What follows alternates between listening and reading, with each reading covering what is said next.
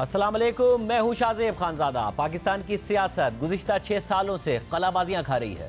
फैजाबाद धरना केस के फैसले को गलत कहने वाली, फैसले के खिलाफ नजरसानी में जाने वाली और उस फैसले के बाद जस्टिस काजी फाइजा के खिलाफ रेफरेंस लाने वाली इमरान खान की तहरीक इंसाफ आज फैजाबाद धरना केस के फैसलों को दुरुस्त करार दे रही है। अपनी ही नजरसानी की अपील वापस ले चुकी है। जस्टिस फाइज ईसा के खिलाफ रेफरेंस पर अपनी गलती तस्लीम कर रही है और मान रही है कि यह सब कुछ इस्टेब्लिशमेंट के कहने पर किया गया और अब मुतालबा कर रही है कि फैजाबाद धरना केस के फैसले पर अमल दरामद किया जाए ताकि मुल्क में आइन और कानून की हुक्मरानी हो। साथ ही ये मुतालबा भी कर रही है कि इस्टेब्लिशमेंट सियासत में अपनी मुदाखलत खत्म करे।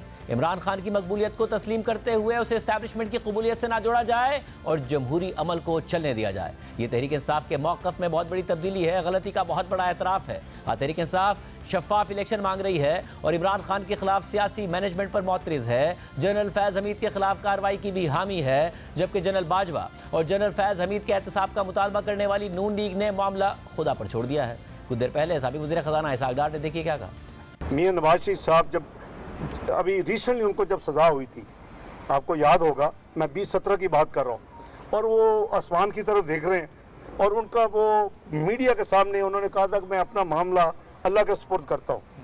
मेरे नज़दीक वो है मियां नवाज शरीफ का दिल और वो है मियां नवाज शरीफ साहब की सोच। और ये दो आपके पास चॉइसेस हैं, आप मुल्क को ठीक करने में लग जाएं या आप अपने इंतकाम और उन चीज़ों के सेटलमेंट में लग जाएं। मियां नवाज शरीफ साहब ने जैसे अल्लाह पे छोड़ा, मुझे आप तारीख में, पाकिस्तान की तारीख में इतनी जल्दी किसी को जो कल्प्रिट्स होते एक्सपोज कर होते हुए दिखा दें। नून लीग बयानिया ढूंढने की कोशिश कर रही है, बयानिया मिल नहीं रहा है। कुछ बयानिया देने की कोशिश करती है और उसके बाद यू टर्न लेती नजर आती है। 2017 में नवाज शरीफ साहब जब डिस्क्वालीफाई हुए तो वज़ीर आज़म बने शाहिद खकान अब्बासी साहब, और वो बतौर वज़ीर आज़म आए विटनेस हैं बहुत सारी चीज़ों के।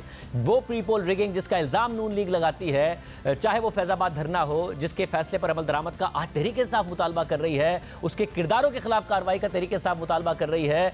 आज नून लीग क्या कर रही है और उस वक्त हो क्या रहा था, बाकायदा तौर पर सच क्या है, कहां पर नून लीग को खड़ा होना चाहिए। हमारे साथ साबिक़ वज़ीर आज़म शाहिद खकान अब्बासी साहब भी मौजूद है। भाई साहब बहुत शुक्रिया मशरूम में ज्वाइन करने के लिए। भाई साहब एक अजीब सी सूरत हाल है, ज़ाहिर बतौर वज़ीर आज़म आपने वो सारी की सारी सूरत हाल विटनेस की थी।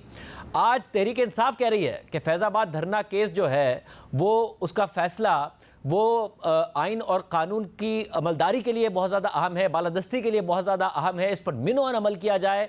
अगर जनरल फैज़ हमीद के ख़िलाफ़ कार्रवाई होती है तो वो भी की जाए, जो नासिर मुलविस हैं उनके ख़िलाफ़ कार्रवाई की जाए।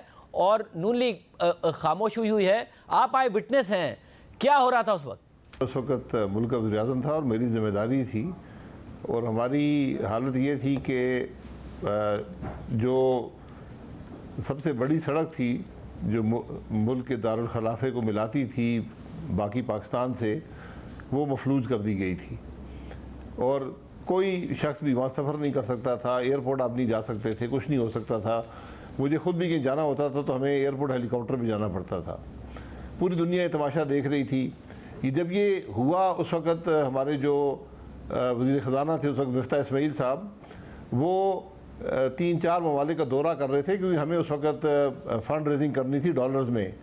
कोई 2-2.5 अरब डॉलर की बातचीत चल रही थी और वो जहाँ जाते थे यही सवाल होता था कि भाई ये आपके मुल्क में क्या हो रहा है। तो हमें इस बात का एहसास नहीं होता कि यहाँ तो हम सड़कें बंद कर लेते हैं, लेकिन उसके जो मुल्क पर असरात होते हैं बड़े गहरे होते हैं। तो ये बहरहाल ये एक लंबी कहानी है, वहाँ पर क्या हुआ क्या नहीं हुआ, लेकिन आखिर ये सबकी बेइज्जती भी हुई, मुल्क की भी जो उसकी इज़्ज़त है उसमें कमी आई, और ये बड़े ही एक अजीब से हालात से हम उस वक्त गुज़रे। और उसमें मैं अब आपको क्या बताऊँ, काफ़ी लंबी बातें हैं। हमने इसको मैनेज किया, मैं और एहसन इकबाल साहब थे, हमने इसको मैनेज करने की कोशिश की।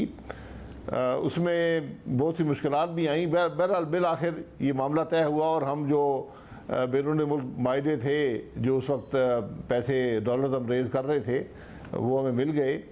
तो बहरहाल मगर भाई साहब उस वक्त ये तो ज़रूर हुआ ना कि वो आ गए और फिर वहाँ पर आकर बैठ गए और जब वो बैठ गए उसके बाद उनका ये मुतालबा भी मान लिया गया कि फौरी तौर पर कौमी असम्बली ने कहा कि इस तरमीम को वापस ले रहे हैं, ये तमाम चीज़ें कर रहे हैं। अदालत भी बार बार इस्लामाबाद हाई कोर्ट उसके बाद डेडलाइन दे रही थी मगर वो नहीं उठ रहे थे। जाहिद हामिद के इस्तीफे से शुरू होने वाली बात पूरी काबीना के इस्तीफे पर आकर रुकी, मगर उसके बाद अचानक आपकी और आर्मी चीफ की फ़ोन पे बात होती है। उस वक्त के DGISP आसिफ गफूर ट्वीट करते हैं कि दोनों अतराफ से आर्मी चीफ ने कहा है कि जी ताकत का इस्तेमाल ना हो। अब दोनों अतराफ हुकूमत और जत्थों को बराबर लाके खड़ा कर दिया। आपकी उसके बाद भी मुलाकात होती रही, आर्मी चीफ से मीटिंग भी होती रही जनरल बाजवा से। ये क्या हो रहा था? क्या सेम पेज पे नहीं थे या आप ये समझ रहे थे कि जी एजेंसियां सबके पीछे इन्वॉल्व है एस्टैब्लिशमेंट? नहीं, देखिए, ये जहाँ तक मुझे याद पड़ता है 2 अलहदा वाक़यात हुए थे, 2 अलहदा धरने हुए थे फैज़ाबाद में। मैं जब वज़ीर-ए-आज़म था तो दूसरे धरने की बात है। उस वक़्त ये हुआ था कि कुछ अफराद आकर पुल पर बैठ गए, उनकी तादाद ज़्यादा बड़ी नहीं थी, लेकिन हमें हमेशा मशवरा ये मिला कि इसको खुश सूबी से तय करें और करना भी चाहिए। हमने भी उनको बड़ा कहा कि आप ये मुल्क की बड़ी बेइज्जती हो रही है, आप इसमें मेहरबानी करें, लेकिन बहरहाल वो बातचीत चलती रही। वहाँ पर जो CCTV के कैमरास थे बड़े सोफिस्टिकेटेड थे, उनके भी तारें काट दी गई और वो तारें जो हैं वो बग़ैर किसी एक्सपर्टीज़ के नहीं काटी जा सकती थी। उसके बाद हमने कहा कि हमने एक मनसूबा बनाया कि हम उनके जो खाना वाना आता है, जो दीगर लोग आते जाते मिलते हैं, उनको ज़रा हम बंद करेंगे। तो उसके अगले दिन ही एक पिटीशन दायर होगी इस्लामाबाद हाई कोर्ट में और इस्लामाबाद हाई कोर्ट ने 1 दिन का नोटिस दिया और IG पुलिस को भी बुला लिया, चीफ कमिश्नर इस्लामाबाद को भी बुला लिया और उन्हें हुक्म दिया कि आप मंडे तक इस जगह को खाली करें। हालांकि हमारी ये मनसूबाबंदी नहीं थी, हमारा ख्याल था कि आराम से इसको कुछ सूबे से तय करेंगे और उन्हें कहा गया कि आप कार्रवाई करें। एहसन इकबाल साहब ने वहाँ पर कहा भी IG पुलिस को और चीफ कमिश्नर को कि आप कार्रवाई ना करें, हमने एक मनसूबाबंदी बनाई है, उसके तहत हम करेंगे। बहरहाल वो ना हुआ और फिर एक हफ्ते का दिन था और मैंने ये सारा मामला खुद देखा है। मैं स्कैनी गवाह हूँ क्योंकि मैं हेलीकॉप्टर से लाहौर जा रहा था। तो जिस तरह पुलिस ने वहाँ पर एक्शन किया वो भी काबिल दीद था। जिस तरह आप माल रोड पर चहलकदमी करते हैं, इस तरह पुलिस ने कार्रवाई की और वो सारी कार्रवाई मैंने खुद देखी है और उसके कुछ फ़ोटोज़ भी मेरे पास हैं जो मैंने हेलीकॉप्टर से लिए थे। और जो पंजाब पुलिस थी जिसके पास उस वक्त तकरीबन 30,000 की नफरी उनकी डिस्पोजल पे थी, उनकी कोई गाड़ी भी वहाँ पर नहीं थी। इस तरफ इस्लामाबाद पुलिस के मेरे ख्याल 200-250 लोग थे जो बड़े आराम से उन्होंने कुछ आंसू गैस के गोले मारे पुल की तरफ, तो पुल की तरफ से एक बहुत सख्त कार्रवाई हुई और वापस आंसू गैस के जो ग्रेनेड थे वो मारे गए और पुलिस पसपा हो गई। ये सारी बात थी। मैं वहाँ से लाहौर गया, IG पुलिस पंजाब से भी एयरपोर्ट पे वो आए थे, होम सेक्रेटरी भी थे और वो सारे बड़े शर्मिंदा नज़र आ रहे थे। तो बहरहाल वहाँ से जब हम वापस आए हैं, शाम का वक़्त था, तो फिर हम वहीं से गुजरे हेलीकॉप्टर में, तो मैंने देखा कि पंजाब पुलिस की सिर्फ एक गाड़ी थी और वो चांदनी चौक पर जो तकरीबन 2-2.5 किलोमीटर दूर है वहाँ पर खड़ी थी और चौधरी निसार साहब के घर पर एक जत्थे ने हमला किया था जिस पर कोई वहाँ पर पुलिस उसको रोकने के लिए नहीं थी। वहाँ पर चंद जो उनके सिक्योरिटी के लोग तैनात थे जो शायद रेंजर या FCC से ताल्लुक़ रखते थे, उन्होंने बड़ी हिम्मत करके वो हमला पसपा किया और उनके घर को बचाया। तो यानी बिल्कुल ही हुकूमत यहाँ पर एक मफलूज थी उस दिन और कोई कार्रवाई करने के काबिल नहीं थी। ये हमारी कैफियत थी। जब वजारत दाखिला ने उस वक्त हसन इकबाल साहब के में आर्टिकल 245 के तहत फ़ौज की तैनाती का नोटिफिकेशन जारी किया तो फ़ौज की तरफ से उस वक्त जवाब आया और उसमें भी ये कहा गया जो आप कह रहे हैं कि जी पुलिस की सलाहियत को पूरी तरीके से इस्तेमाल नहीं किया गया। अब पंजाब पुलिस थी शहबाज शरीफ साहब के मातहत, उस वक्त भी ये सवाल उठा था कि पंजाब हुकूमत ने रोका नहीं और इन जत्थों को इस्लामाबाद आने दिया। आप भी यही सवाल उठा रहे हैं कि शहबाज शरीफ साहब की हुकूमत ने पुलिस का सही तरीके से इस्तेमाल नहीं किया, पुलिस का एक्शन उस वक्त नहीं लिया गया और आपकी वफाकी हुकूमत मफलूज होकर रह गई। जी, वफाकी देखिए, वो जब ये धरना जो था ये आया भी था तो वो पंजाब पुलिस ने कोई रुकावट नहीं डाली, उनकी अपनी कोई स्ट्रेटजी थी और उन्होंने उनको एस्कॉर्ट करके आके फैज़ाबाद में छोड़ दिया था और उसके बाद भी पंजाब पुलिस की तरफ से कोई हमें सपोर्ट नहीं मिली। और जो पंजाब इस्लामाबाद पुलिस थी उसकी मैंने खुद कैफियत देखी है कि वो बिल्कुल कोई कार्रवाई करने पर तैयार नहीं थे। जो पैरा मिलिट्री फोर्सेस थी वो हमें अवेलेबल नहीं थी। और फ़ौज के बारे में जनरल बाजवा साहब से बात हुई तो उन्होंने यही कहा और दुरुस्त कहा। उन्होंने कहा कि जी फ़ौज जो होती है वो इस किस्म के मामलात हैंडल करने के लिए नहीं होती, वो सिर्फ गोली उनके पास बंदूक होती है, उनके पास कोई और चीज़ नहीं होती जिससे वो इस किस्म के मामलात को मुंतशिर कर सकें। तो बहरहाल फ़ौज का मामला तो नहीं था, लेकिन पैरामिलिट्री फोर्सेस भी नहीं थी। और मैंने उनसे कहा कि जनाब ये मुल्क का मामला है, हम सबको खड़े होकर इसको तय करना पड़ेगा। बहरहाल वो तय तो हो गया बाद में, लेकिन मेरा ख्याल है कि उसमें काफ़ी जो रेट ऑफ द स्टेट थी वो काफ़ी मुतासिर हुई। और फिर ये एक उसके बाद उससे पहले भी मामूल बन गया था धरने देना, दारुल-हुकूमत को मफलूज करना। उसके बाद ये एक रवायत बन गई कि हर शख्स आकर दारुल-हुकूमत को मफलूज करना चाहता है। सर, ये जो बात की बात है पैरामिलिट्री फोर्सेस की, उस पर मैं आता हूँ, मगर उससे पहले जब आपने जनरल बाजवा से बात की तो साथ में क्या शहबाज शरीफ साहब से भी बात की कि भाई आपने पुलिस को क्यों नहीं अहकाम दिया? आप कह रहे हैं कि आपसे नजरें नहीं मिला पा रहे थे उस वक्त के जो आईजी पंजाब थे, और अब पुलिस ने तो बाकायदा तौर पर एस्कॉर्ट करके पंजाब पुलिस उनको वहां तक लेकर आई, यानी कि इस्लामाबाद को मफलूज करने में पंजाब पुलिस का भी किरदार था। पंजाब पुलिस उस वक्त हुकूमत थी, वजीर आला पंजाब शहबाज शरीफ की, आपने उनसे नहीं कहा कि जी आप ये क्या कर रहे हैं, आप क्यों नहीं कार्रवाई कर रहे हैं, क्यों नहीं कोऑपरेट कर रहे हैं? नहीं, देखिए वो एक सेंसिटिव मामला था। उसमें पंजाब पुलिस ने जो लोग थे उनको उन्होंने मुंतशिर करने की कोशिश नहीं की, लेकिन उन्होंने कहा कि कोई जानी नुकसान ना हो जाए, तो वो आकर उनको जहाँ पर वो धरना करना चाहते थे वहाँ पर छोड़ गए। उसके बाद भी जब कोई कार्रवाई जो कोर्ट ने ऑर्डर की थी, ये मेरी और एहसन इकबाल साहब की स्ट्रेटजी नहीं थी। हमने कहा था थोड़ा वक्त देंगे और आराम से इस मामले को डील करेंगे और तेज़ी नहीं करेंगे, बल्कि इस मामले को थोड़ा उनकी जो स्पेस है उसको कम करना शुरू करेंगे। लेकिन कोर्ट ने ऑर्डर दिया पुलिस को कि कार्रवाई करे, तो जब वो इस्लामाबाद पुलिस कार्रवाई करने आई तो बड़ी बददिली से आई, और जो पंजाब पुलिस थी वो वहाँ पर कोई मौजूद ही नहीं थी। मगर तो बहरहाल उनको तो पंजाब पुलिस को तो इस्लामाबाद पुलिस को तो मुजाहिरीन ने मुंतशिर कर दिया, जो वापस वहाँ ग्रेनेड मारे गए। एक बड़ी अजीब सी कैफियत थी। मगर कोर्ट ने ऐसा नहीं है कि फौरन ही किया। शायद भाई साहब 8 नवंबर को मुजाहिरीन ने फैज़ाबाद पर धरना दिया, 2000 मुजाहिरीन ने वज़ीर कानून जाहिद आमिर से इस्तीफ़े का मुतालबा किया। 8 नवंबर के 6 दिन बाद 14 नवंबर को तहरीक लब्बैक के मुजाहिरीन तशद्दुद पर उतरे, 3 पुलिस एहलकारों को ज़ख्मी किया।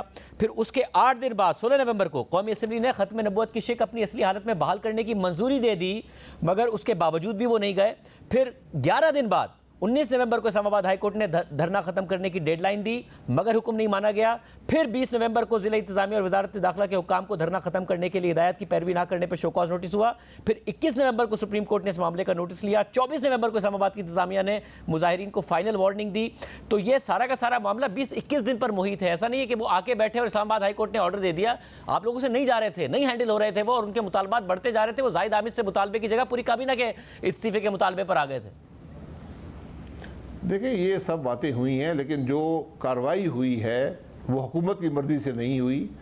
ये जिस दिन हमने मीटिंग की कि हम इस मामले को, इनके स्पेस को ज़रा कम करेंगे ताकि ये मुंतशिर हो जाएं, उस दिन उसके अगले दिन सुबह पे एक पटिशन दायर हुई जो हुकूमत ने नहीं की थी, और उसकी बुनियाद पर नोटिस दिया गया, आईजी पुलिस और कमिश्नर को बुलाया गया, और जो मिनिस्टर थे इंटीरियर के, उनकी मर्ज़ी के ख़िलाफ़ ये हुक्म दिया गया कि आप मंडे तक इन मुजाहिरीन को मुंतशिर करें, जो कि हमारी स्ट्रेटजी नहीं थी।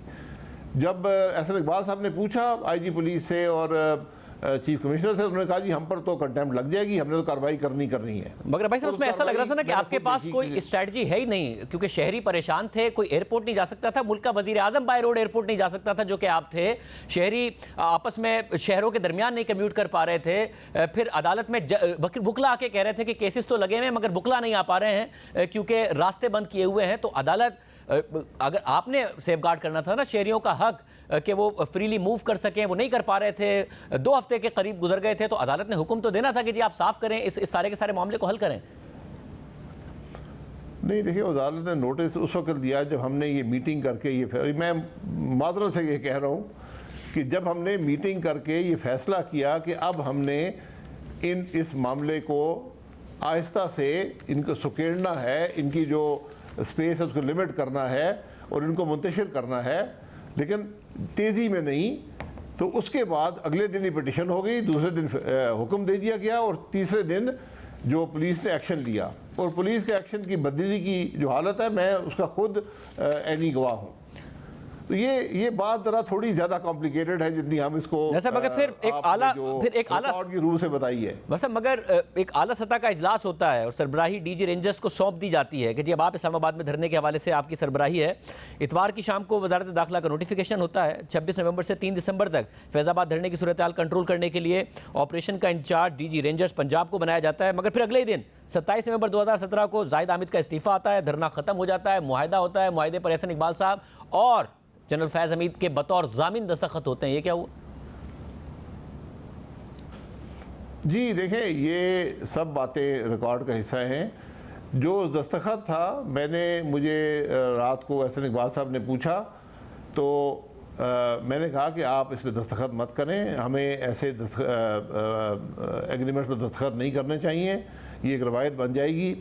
बहरहाल उनकी आपस में मुशावरत हुई रात के उसके जब मेरी बातचीत के बाद, तो एहसन इकबाल साहब ने दस्तखत किए और मैं उस बात की हिमायत करता हूँ। मेरे वज़ीर थे जो उन्होंने फ़ैसला किया मौके की मुनासबत से, उन्होंने मुनासिब समझा कि ये इस मामले को हल करने के लिए दस्तखत करना ज़रूरी है, उन्होंने किए और ये सारा मामला ख़त्म हुआ। गहराई में जाएंगे तो मामलात काफ़ी टेढ़े हैं सारे बात के। तो गहराई में नहीं जाएंगे तो पाकिस्तान का मुस्तकबिल या हाल कैसे बेहतर होगा? उस वाक़े के बाद से कौन सी ऐसी स्टेबिलिटी आ गई है इस मुल्क में, और 2017 के बाद कौन सा ऐसा स्टेबल हो गया मुल्क? इसलिए मैं जानना चाह रहा हूँ कि ये जनरल फैज़ हमीद को जामिन बनाने का आइडिया आपका था, एहसन इकबाल साहब का था, उनका खुद का था? कहाँ से बन गए वो जामिन? नहीं, वो हुकूमत की तरफ से, जो ISI की तरफ से उस मामले में वो भी उनसे जो नेगोशिएशन थी उसमें शामिल थे, तो ये वहीं से सारी दस्तखत वगैरह हुए। ये काफ़ी अनयूजुअल बात थी कि दस्तखत किए जाएं सरकारी अफसरान की तरफ से, और ख़ास तौर पे आला फ़ौजी अफसरान की तरफ से या किसी मिनिस्टर की तरफ से। या आमतौर पर DC वगैरह ये एग्रीमेंट साइन करते हैं, डिप्टी DC या कमिश्नर करते हैं। बहरहाल मैं गुजारिश ये कर रहा हूँ कि ये मामलात जो हमें नज़र आता है उससे काफ़ी पेचीदा है, और ये मेरा ख्याल है कि TV की जीनत नहीं बनने चाहिए।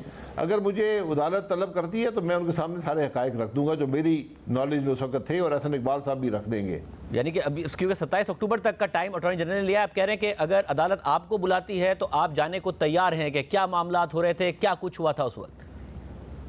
जी बिल्कुल, जो मेरी नॉलेज में है उनको सब मैं बता दूंगा, जो एहसन इकबाल साहब की नॉलेज में वो भी बता देंगे कि ये सारा मामला हुआ क्या। अच्छा, मगर मेरा ख्याल है कि ये जो मामलात हैं, क्योंकि इसमें बहुत सी राय होती हैं, बहुत से पहलू होते हैं इन हक़ाइक़ के, तो वो मुनासिब नहीं होता कि इबहम पैदा हो TV पर ये बातें करके। अच्छा, मगर ऑपरेशन की जो सरबराही थी वो रेंजर्स को दी, और जो रेंजर्स के सरबराह थे वो अगले दिन हज़ार रुपये बांट रहे थे मुजाहिरीन में।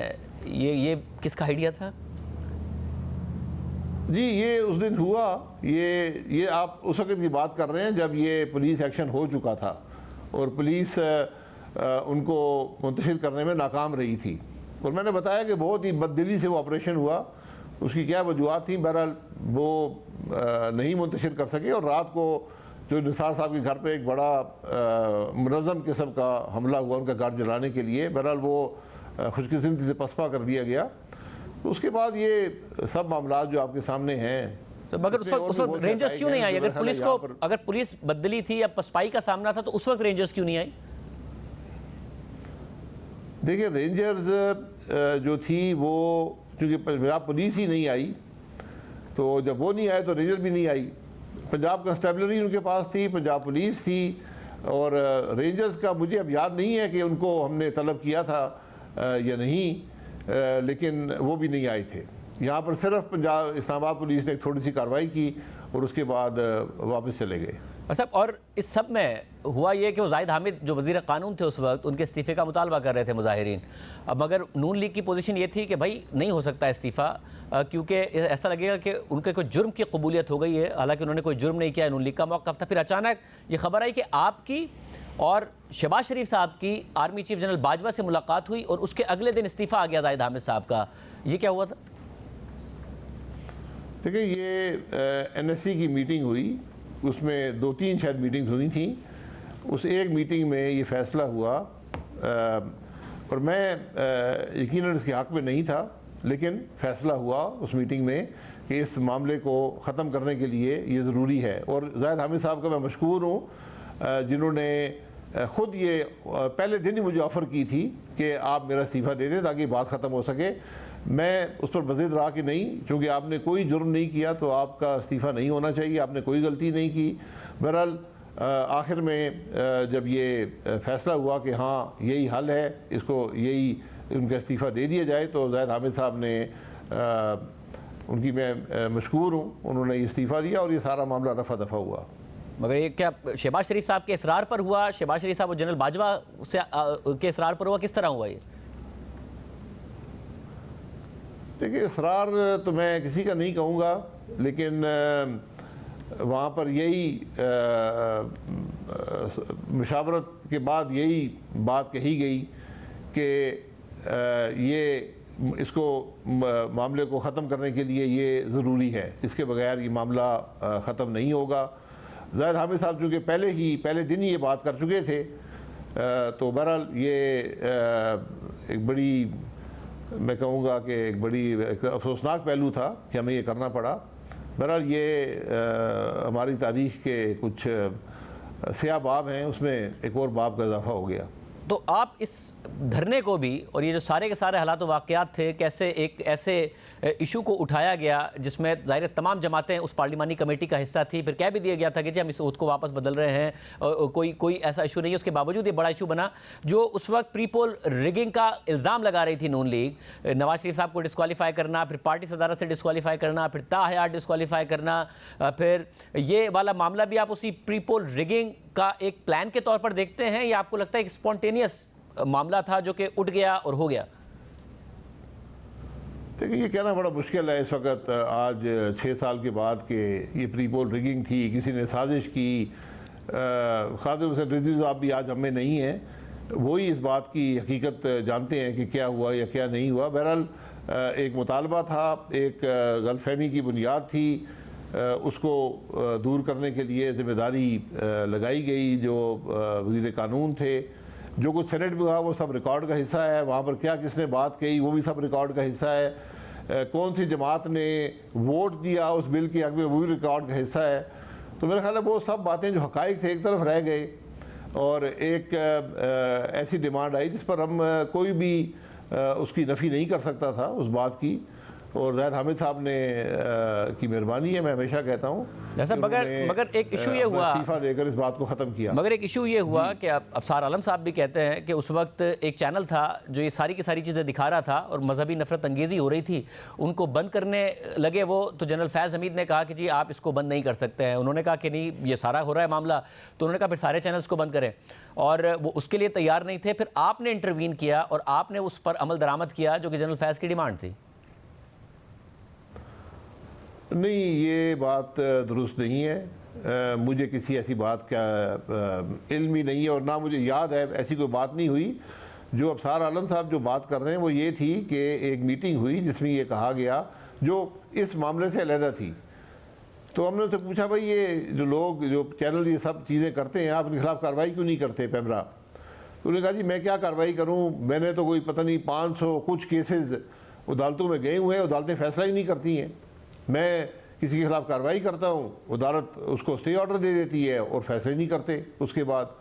तो मैंने उस दिन उनसे कहा था, मैं कहा फिर आप एक मेहरबानी करें, आप ये सब केसेस वापस ले लें ताकि अदालतों को भी इल्म हो कि भाई अगर वो फैसले नहीं करेंगे तो मकसद ही जो फोत हो जाता है। अगर एक चैनल ने एक भाई साहब, उस वक्त चैनल्स तो बंद किए गए थे, फैलाया है, उस वक्त चैनल्स तो बंद किए गए थे, मगर उस वक्त चैनल्स तो फिर सारे बंद हुए, वो एक ही नहीं हुआ, सारे चैनल्स बंद हुए, ट्रांसमिशंस बंद हुई। जी, चैनल जो बंद होते हैं पाकिस्तान में वो अक्सर पैमरा या हुकूमत नहीं करती, वो भी आप जानते हैं वो कहाँ से बंद होते हैं। यही बात तो अफसार आलम साहब कह रहे हैं, जगह पर है, लेकिन मैंने यही बात वो कह रहे हैं उस वक्त क्या हो रहा था। ये कहा था तो जनरल फैज़ हमीद के हवाले से इल्जाम लगा रहे हैं और कह रहे हैं कि फिर आप भी हामी हो गए थे इस बात के कि ठीक है कर दे बंद सबको। नहीं, मुझे याद नहीं है, मेरे किसी वजीर ने कहा होगा। मैं कभी चैनल के मामलात में इनको बंद करने या उनको चलाने में मैं हिस्सा नहीं लेता था। मैं इन बातों को ज़रा बाकियों से बेहतर समझता हूँ। तो बहरहाल वो मरियम औरंगज़ेब साहिबा वज़ीर थी, इन्होंने फ़ैसला किया होगा कि चैनल्स बंद कर दें, या ये उनका काम था, ये मेरा काम नहीं था। आपने देखा होगा अफसर आलम साहब तो बाकायदा तौर पर ऑडियोज लेकर आए थे, कैसे उनके स्टाफ को धमकियां दी जाती हैं, कि क्या क्या किया जाता है, एजेंसी के लोग किस तरह धमकियां देते हैं, ये सारी चीज़ें आपको याद होंगी। जी बिल्कुल, ये उस ज़माने में हुआ है, ये बातें सब हुई हैं, और ये बदकिस्मती से हमारे मुल्क की तारीख का हिस्सा बन गई हैं। ये मामलात जो हैं बन तो गई है, मगर एक टर्न अराउंड है। माजी से ये हुआ है कि तहरीक इंसाफ ने ये सीखा है कि वो कह रहे हैं कि जी मिनो-अन अमल करें फैज़ाबाद धरना केस पर, या आईन और कानून की पासदारी के लिए बड़ा लाजमी है। जनरल फैज़ हमीद के खिलाफ भी कार्रवाई होती है तो की जाए, जो एजेंसियों की किरदार के हवाले से बात की गई उस जजमेंट में की जाए।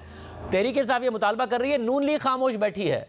नून लीग इस वक्त ऐसा लगता है कॉम्प्रोमाइज़ पार्टी है। 2018 से पहले जिस सिचुएशन में तहरीक इंसाफ खड़ी थी, उस सूरत में आप खड़े हो गए हैं। जिस तरीके से विक्टिमाइजेशन का आप नारा लगा रहे थे, आज तहरीक इंसाफ लगा रही है। देखिए, मैं तो हुकूमत में नहीं हूँ, हम तो हुकूमत में नहीं हैं, ना मुस्लिम लीग नून है ना मैं हूँ। अगर कोई अदालत ने कार्रवाई कर रही है तो हक़ाइक़ की बुनियाद पर करे।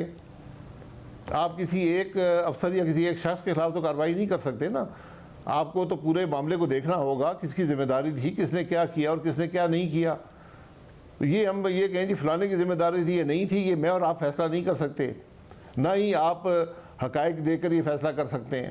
ये तफ्तीश करनी पड़ती है हर बात की, और होनी चाहिए। मैं बिल्कुल इस हक़ में हूँ कि तफ्तीश करें, अदालत करना चाहे तो अदालत करे, हुकूमत करना चाहे तो हुकूमत करे। उसके बाद से 3 साल 8 महीने तहरीक इंसाफ ने भी हुकूमत की है, वो तफ्तीश कर लेते इस मामले की। फिर PMLN की गवर्नमेंट आई, 16 महीने वो रहे, वो भी तफ्तीश कर सकते थे। अब नहीं हुए, इंटरिम गवर्नमेंट है, ये तफ्तीश कर ले। और मैंने कहा कि मैं और एहसन इकबाल साहब, मरीम और ज़ेब, हम 3 उस वक्त वज़ीर-ए-आज़म और वज़ीर थे, हम हाजिर हैं, आके हक़ाइक़ बता देंगे जो हमें याद है, जो हमारे इल्म में थे उस वक्त। साहब मगर नवाज शरीफ साहब तो नाम लेके ही कहते थे ना 2 लोगों का, जनरल फैज़ हमीद और जनरल बाजवा का, पिछले दिनों भी कह रहे थे। फिर अचानक ऐसा लगता है कि पार्टी कंप्लीट यू टर्न ले रही है इस सारे के सारे बयानिए पर कि भाई ये एहतसाब का मामला, इन 2 जर्नलों का, इसके साथ बात आगे नहीं बढ़ेगी। ऐसा लगता है उन्हें कम्युनिकेट भी किया गया है कि ये नहीं हो सकता है। आप समझते हैं दानिशमंदी का तकाजा यही है कि वो ये ना करें? नहीं, देखिए, यहाँ दानिशमंदी की बात नहीं है, यहाँ हक़ाइक़ और कानून की बात है।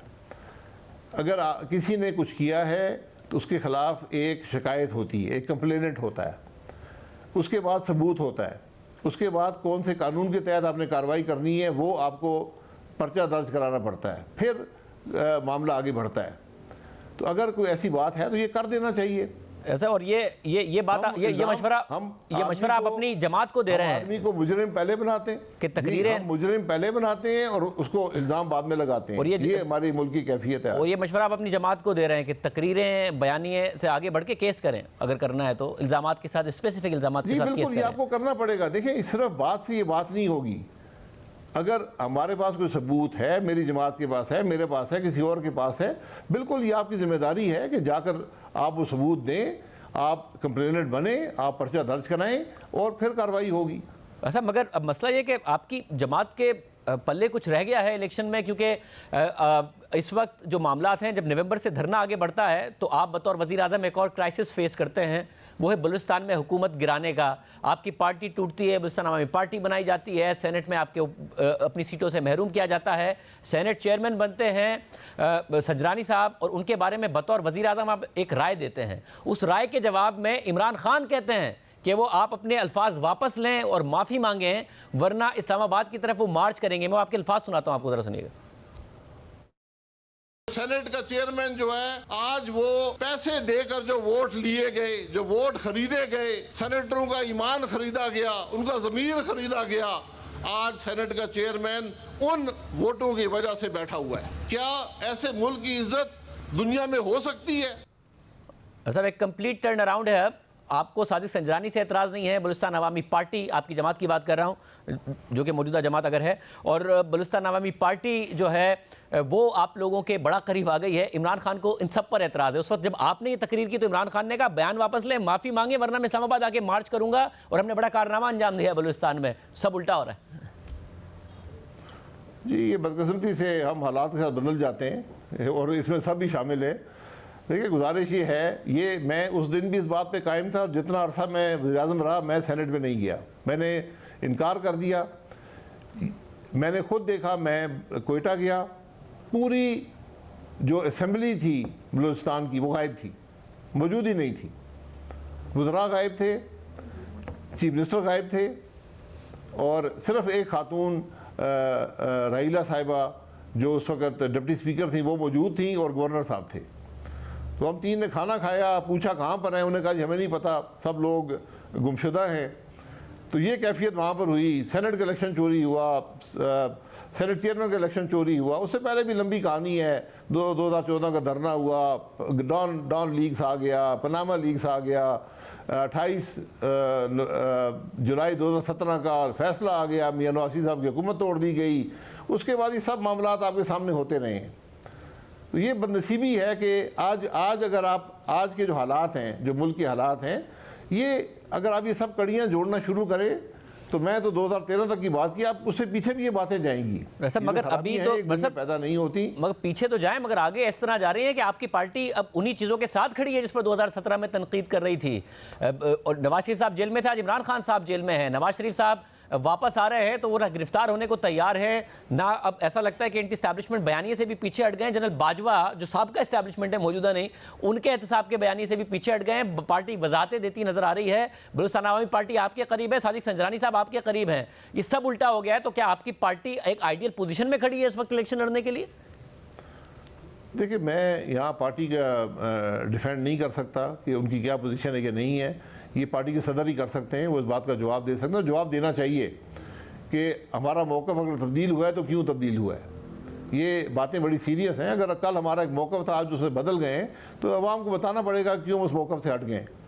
लेकिन ये एक हकीकत है कि ये सब कड़ियाँ जो हैं, जब आप इनको जोड़ना शुरू करें तो उसकी ये आकर रुकती हैं 2018 के इलेक्शन की चोरी पे।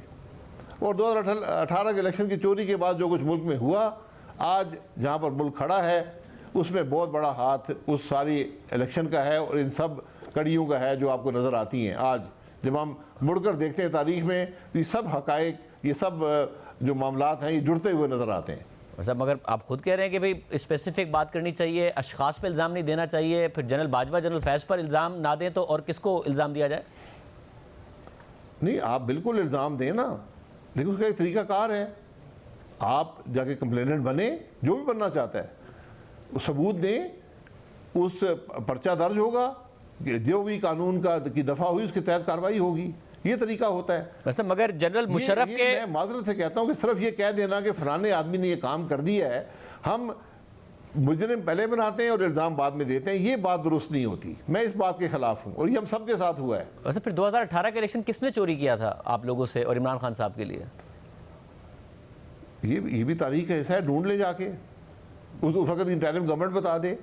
और ये तो बाजवा साहब ने खुद तस्लीम किया है कि 2000 हमने हाइब्रिड सिस्टम बनाया है, हमने ये सब कुछ किया है। बाजवा साहब ने ये भी कहा कि मैंने इमरान खान साहब को जो मेंबर थे जब वो वोट ऑफ कॉन्फिडेंस ले रहे थे, मैंने पूरे करके दिए थे। ये सब बातें रिकॉर्ड पर मौजूद है, मैं तो नहीं कह रहा। तो फिर नवाज शरीफ साहब कह रहे हैं तो आप क्यों कह रहे हैं कि ऐसे अशखास के नाम पहले मुजरिम नहीं बना देना चाहिए? आप खुद वही कह रहे हैं, उन्होंने किया सारा का सारा। नहीं, मैं कह रहा हूँ अगर हमने खुद एहतसाब का अमल करना है, अगर यही आज मुल्क के मसाइल में सबसे बड़ा मसला है, तो बिल्कुल हमें कार्रवाई करनी चाहिए। मगर आप समझते हैं क्योंकि उसका एक तरीकाकार है, क्योंकि जनरल मुशर्रफ का एहतसाब करने का जब नवाज शरीफ ने नारा लगाया तो उसके बाद आपने देखा कि क्या हुआ। हमें नज़र आया है कि जो साबका जर्नल्स होते हैं, आर्मी चीफ होते हैं, वो कुछ भी कर लें, इदारा प्रोटेक्ट करता है उनको। तो आपको लगता है कि इस वक्त भी मैसेज यही है उन्हें, या उन्हें ये पाथ लेना चाहिए और करनी चाहिए, एहतसाब पर बाकायदा तौर पर केस के थ्रू आगे बढ़ना चाहिए और लीगली आगे बढ़ना चाहिए? देखिए, ये उनकी चॉइस है, ये पार्टी की चॉइस है, मियां नवाज शरीफ साहब की चॉइस है कि वो कैसे इसको करना चाहते हैं। उन्होंने गुजरांवाला के जलसे में भी ये 2021 में बात की थी और वहीं से ये बात आगे चली थी। तो अब जो अगर कोई इसमें कार्रवाई करनी है तो फिर हुकूमत भी हमारी रही है, उसके अंदर कार्रवाई हो सकती थी, चले नहीं हुई। अब भी अगर ये समझते हैं कि ये कार्रवाई होनी चाहिए तो बिल्कुल हमें एक इसके ऊपर एक जो है शिकायत दर्ज करानी चाहिए, उसको कानून के मुताबिक पर कार्रवाई हो जाएगी। यही तरीका होता है, वरना ये बातें सिर्फ बातें ही रह जाएंगी। As of now Nawaz Sharif साहब वापस आ जाएं तो जो आपकी 16 महीने की कारकर्दगी है उसको भुलाकर अपने बयानी पर कॉम्प्रोमाइज़ करके और मुस्तकबिल के प्रोमिसेस करके क्या वो वोट ले सकते हैं? आपको इलेक्शन बहुत मुश्किल नज़र आ रहा है नून लीग के लिए? देखिए, जो 16 महीने की कार्रवाई है, यकीनन उसका असर जो है वो पाकिस्तान मुस्लिम लीग नून के वोट पे पड़ेगा। वो जो 16 महीने की कारकर्दगी है उसका जवाब आपको बैलेट बॉक्स पे आवाम को देना पड़ेगा। लोग वोटर सवाल करता है उसके यकीन करें उसके जवाब हमारे पास नहीं होते, लेकिन जवाब देने पड़ेंगे और उसका यकीनन असर जो है वो इलेक्शन पर पड़ेगा। बहरहाल यही सियासत होती है। सियासी जो लोग होते हैं वो इलेक्शन में जाकर मुकाबला करते हैं, एक की फतह होती है, वहीं से बात आगे चलती है। लेकिन मैं गुजारिश ये करूँगा कि आज मुल्क के जो मामलात हैं उनका तकाजा है कि ज़रा इन सब बातों को एक तरफ रख दें, इनसे सबक ज़रूर हासिल करें, आज आगे की बात करें, आगे के रास्ते का तयन करें। आज ये मुल्क की ज़रूरत है। ये हम जो पुरानी कहानियों में पड़े रहते हैं, जो कुछ हो गया वो हो गया। आज डॉक्टर साहब ने भी कहा है कि हमने सब कुछ अल्लाह ताला के सुपुर्द कर दिया है, तो बहरहाल शायद वही एक तरीका हो इस मामले को ख़त्म करके आगे बढ़ने का। लेकिन आज ज़रूरत इस बात की है कि आगे की बात करें, इकट्ठे बैठें, मुल्क के मामलात को देखें और हल तलाश करें और आगे के रास्ते का तयन करें। बहुत शुक्रिया शहर भाई साहब की गुफ्तगू आपने सुनी। प्रोग्राम ब्रेक शामिल करते हैं और हम फिर बात करेंगे।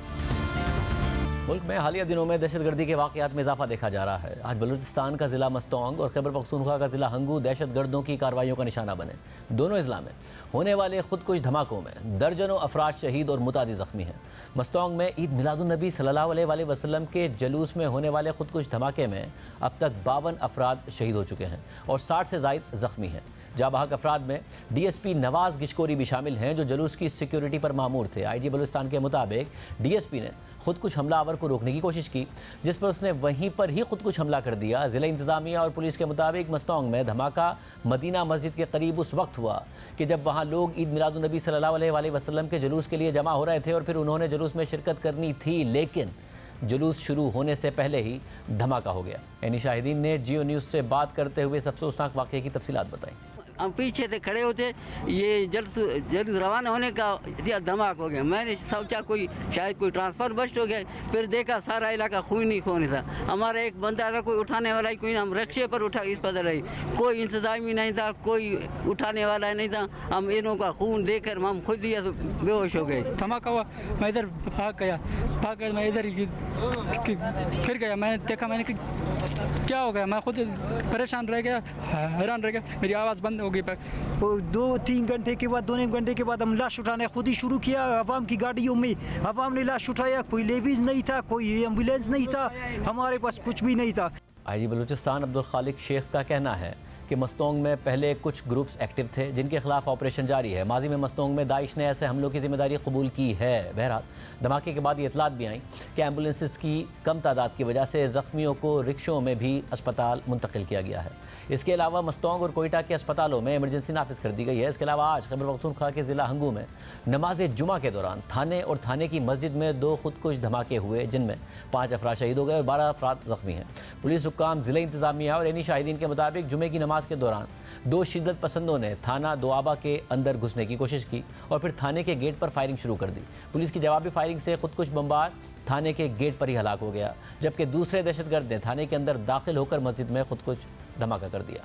फायरिंग के तबादले में 2 पुलिस एहलकार जख्मी हुए। तफसीलात के मुताबिक थाने की मस्जिद के अंदर नमाज जुमा के दौरान 60 से 70 नमाजी मौजूद थे। इस दौरान एक खुदकुश हमलावर ने गेट से अंदर आने की कोशिश की, लेकिन पुलिस एहलकार की फायरिंग और गेट पर होने वाले धमाके की आवाज़ सुनकर अक्सर लोग मस्जिद से बाहर निकल गए। लेकिन इस दौरान दूसरा खुदकुश हमलावर मस्जिद में दाखिल हो गया और ख़ुद को धमाके से उड़ा दिया, जिसके बाद मस्जिद की छत गिर गई और अंदर मौजूद नमाजी मलबे के नीचे दब गए और इसी वजह से शहादतें भी हुई। एक शाहिद ने यूनिस को वाक़े की तफसीलात बताई। मैं वज़ू कर रहा था, खुतबा चालू था। इस टाइम में जो गेट पे NDP पुलिस था उसने फायरिंग खोल दी और उस पुलिस वाले ने जितनी भी नमाजी थी, 60-70 से ज़्यादा नमाजी थी, उस पुलिस वाले ने बचाई थी। पहला जो ब्लास्ट हुआ था वो मेन गेट पे हुआ, इसके बाद तकरीबन 2-3 ग्रेनेड की ब्लास्ट हुई, फिर चौथा जो था वो मस्जिद के अंदर ब्लास्ट हुआ। पुलिस हुकाम का भी कहना है कि अगर पुलिस बर वक्त कार्रवाई ना करती तो जानी नुकसान ज़्यादा हो सकता था। हमले की इब्तदाई रिपोर्ट में कहा गया है कि पुलिस की तहकीकात हर पहलू से जारी है कि हमलावर कहां से आए थे, ताहम अब तक इन दोनों धमाकों की जिम्मेदारी किसी भी दहशतगर्द तंजीम ने कबूल नहीं की है। दूसरी जानिब आज पाक अफगान सरहद पर TTP के दहशतगर्दों से झड़प में पाक फौज के 4 जवान शहीद हो गए हैं, जबकि 3 दहशतगर्द हलाक और कुछ जख्मी हो गए। ISPR के मुताबिक टीटीपी के दहशतगर्द अफगानिस्तान से पाकिस्तान आ रहे थे, लेकिन पाक फौज के जवानों ने दहशतगर्दों की अफगानिस्तान से पाकिस्तान में दरअंदाजी की कोशिश नाकाम बना दी। इंतहाई तशवीशनाक सूरत हाल है, क्योंकि हालिया दिनों में मुल्क भर में, खासतौर पर बलूचिस्तान और खैबर पख्तूनख्वा के कबायली अजला में दहशतगर्दी की नई लहर आ गई है, जो इलेक्शन से पहले और ज़्यादा तशवीश की बात है, क्योंकि तमाम सियासी जमातों ने इलेक्शन कैंपेन करनी है, जल्द से जुलूस करने हैं और हालिया दिनों में होने वाले चंद वाक़यात इस खदशे की निशानदेही कर रहे हैं। रवा साल 30 जुलाई को खैबर पख्तूनख्वा के ज़िला बाजोड़ में JUIF के वर्कर्स कन्वेंशन में खुदकुश धमाका हुआ, जिसमें 45 अफराद जाँ बहक और 100 से ज़ायद ज़ख्मी हो गए। इसके अलावा रवा माह यानी सितंबर में मस्तोंग में ही JUI के रहनुमा हाफिज़ हमदुल्ला के काफ़िले पर बम धमाका हुआ, जिसमें उन समेत 11 अफराद ज़ख्मी हो गए। जबकि 19 मई को जमात इस्लामी के अमीर सिराजुल हक के काफ़िले को बलूचिस्तान के इलाके यौब में निशाना बनाया गया, जिसमें सिराजुल हक बाल बाल बच गए, लेकिन 6 दीगर अफराद ज़ख्मी हो गए। ये सूरत हाल इस वक्त इंतहाई तशवीशनाक नज़र आ रही है। आज के प्रोग्राम में इतना ही, दीजिए। अल्लाह हाफ़िज़।